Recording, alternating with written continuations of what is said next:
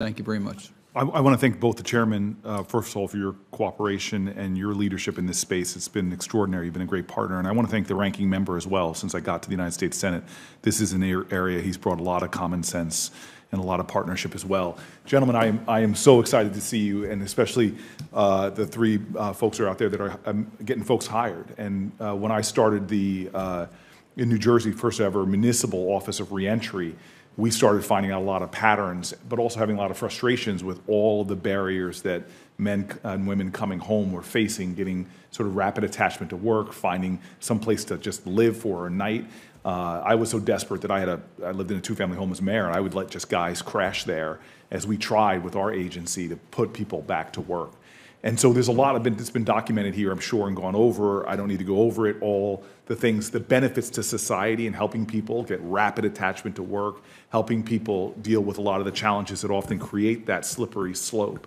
There are 40,000 collateral consequences, according to the American Bar Association, if you have a criminal record. 40,000 things you can't do that most Americans often take for granted. And so my hope is this committee, which has a great bipartisan sensibility about themselves, can start doing even more to removing these artificial barriers. And I'd love to maybe get some examples of these from you and maybe some advice for this committee about what could we be doing to deal with it. During the pandemic, I was stunned, and again, we had bipartisan help fixing it, that the PPP loans were very artificially excluding people that had been incarcerated within 5 years. It didn't reflect other areas within our government, but it was just arbitrary and unfortunately uneven in its impact. And so, you know, Professor, I don't know if there's anything, Dr. Phillips, that you might be able to point to right now. I don't care what space it is, whether it's in access to capital or credit worthiness, of things that this committee might attack to really help a class of people that have higher rates than average Americans for starting businesses, often because of the urgency for it, because they just can't get hired. But I don't know if there's anything that you would advise us, hey, if this committee attacked this in a bipartisan way, you could remove another barrier that would save government money in the long run, lower crime in the long run, because people wouldn't recidivate, but also help expand our economy. So thank you, Senator, and also thank you for your work in Newark. I spent a lot of time in New York, so I'm familiar with the great work that you did there. So thanks for the question. What I would want to say is similar to before, and it sort of links to the overall concept. In my mind, entrepreneurship and employment are linked. And sometimes we organize them in different ways, but they are very much linked. Entrepreneurs hire employees, employees then become entrepreneurs. The two are linked. One of the things that I think can be very helpful is helping provide information and education in prison as early as possible. One of the challenges when one turns home, there's too many things to combat. I mean, there's too many things to keep in mind. And what we find is then if you try to add on that entrepreneurship training or here are some opportunities, people are just so overwhelmed they can't take advantage of all the things that everyone put a whole lot of hard work to put forward. Within prison, a lot of times people are idle, unfortunately, but there's ways of spending that time productively. We have the advancements that have been done lately, and also including the Pell Grant. So I think that's a place to tackle. And I think it can be captured as both entrepreneurship and employment skills. Like I said, I don't see these two as distinct.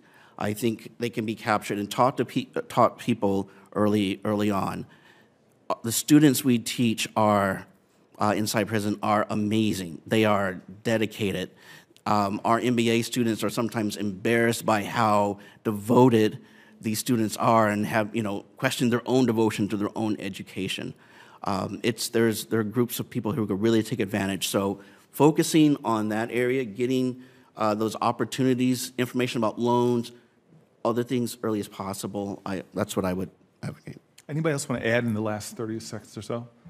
Yeah, I would just maybe suggest that instead of worrying about a specific program, how can we open it up to everybody? For example, if the SBA loan on the PPP loan automatically excluded someone with a past in the last 5 years, they would throw out that application, do not even fill it out.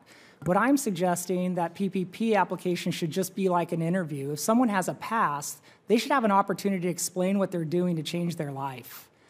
And I'm telling you that that's going to help the greater good. Instead of a single program, we have 20% of our population that is in a second chance position. We got to open up the funnel. We keep on putting it down to one thing, and we need to be able to talk to someone about their past. And just like every other opportunity, we're going to ask them the question in an interview or at an SBA loan. What are you doing to change? Explain to me what your plan is. And I think that that's really the crux of this. If we want to help the greater good, that's the mentality we have to have. Not a single program, but open it up for everybody. Thank you.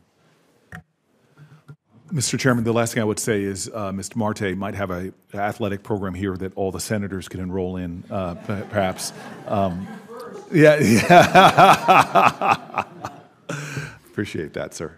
And I'd love to submit maybe for the question for the record to all of you, if you could maybe add to that list of some of the common sense things I heard from Mr. Perez and Mr. Phillips. So thank you. I think we can benefit from the testimony of all four of these witnesses. Yes, sir. Thank you. Senator Marshall. Okay, thank you, Mr. Chairman.